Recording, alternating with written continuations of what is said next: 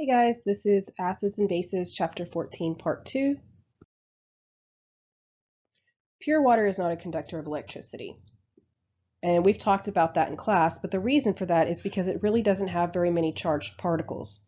And electricity, if you remember in class, electricity is just electrons. So it really needs those charged particles in order to move around and flow, the electricity to flow through something. So the danger of using electrical devices like a hairdryer while around lots of water is because it usually contains a lot of dissolved ions. So we put lots of chlorine and stuff like that and fluoride into our water, and so we have all these dissolved ions in our tap water. If the device were to come in contact with the water, it would allow electricity to flow through it and then through your body, and we all know the outcome of that. All right, so strong acids versus weak acids. So hydrochloric acid and hydrofluoric acid, they look to be similar because both chlorine and fluorine are both in the same group on the periodic table, and they both have one hydrogen attached to it, but there's an important, big, huge difference between those two. HCl is a strong acid, and strong acids completely ionize. I usually say completely dissociate from each other.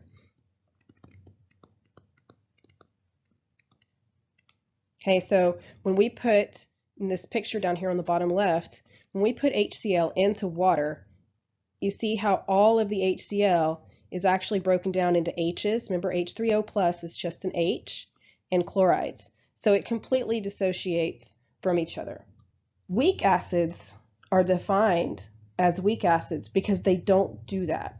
So if I put HF into water, very, very little dissociates. Most of it stays intact. So here we have HF being put into water, and we use these arrows to show that the reaction doesn't go completely to the right side.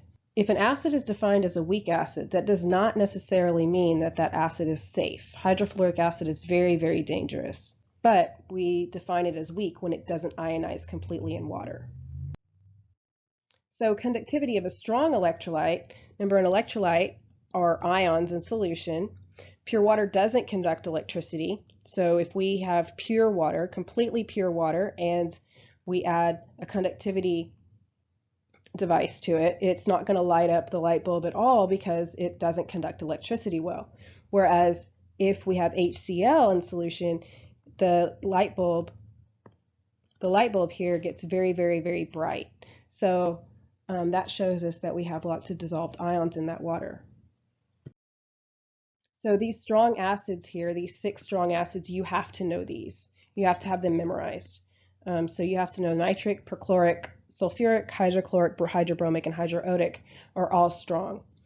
If you see the word monoprotic or diprotic, that just means mono, 1 proton, and diprotic means 2 protons. So sulfuric acid here is shown as a diprotic.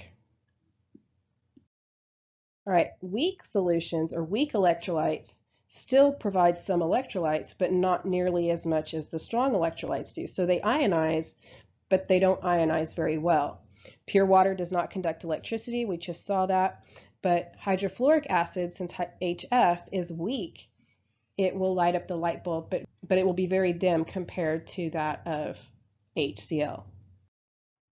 All right, what is the H3O concentration in each solution? So HCl is a strong acid. It's one of the strong acids. And so it will dissociate completely. So if we have HCl and it dissociates into H plus and chloride, if there's 1.5 molar of this, then that means there's 1.5 molar of H and 1.5 molar of Cl. So the concentration of H is going to be 1.5 molar. These brackets here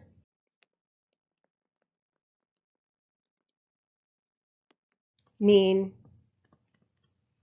concentration or molarity. Okay, so that's what those brackets mean. And remember, H plus and H3O plus are the exact same thing. So the H3O concentration in this first example is 1.5 molar. Now in this next one, This is acetic acid, and acetic acid is a weak acid. And I know it's a weak acid because I know my strong acids.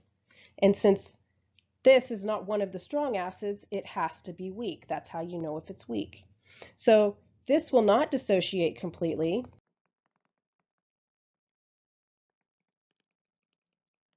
So if it doesn't dissociate completely, then that means that I have 3 molar of this, but I don't know how much of this I'm going to get. All I know is that it's going to be less than 3. That's all I know. There is a way to calculate that, but that content is not included in this class. It's much higher level. We do it in AP. All right, strong bases versus weak bases. So just like acids, strong base dissociates completely in solution and weak bases do not. So if I have NaOH, it dissociates into sodium ions and hydroxide ions. And here is a picture showing that. And then NH3, if I put that in water, it only makes 1 hydroxide. The rest of the NH3 does not interact with water and take a hydrogen from it. So this would be considered weak.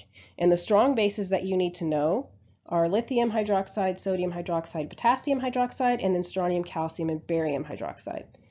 If it's not on this list of strong bases, then it is weak, and you have to have these memorized.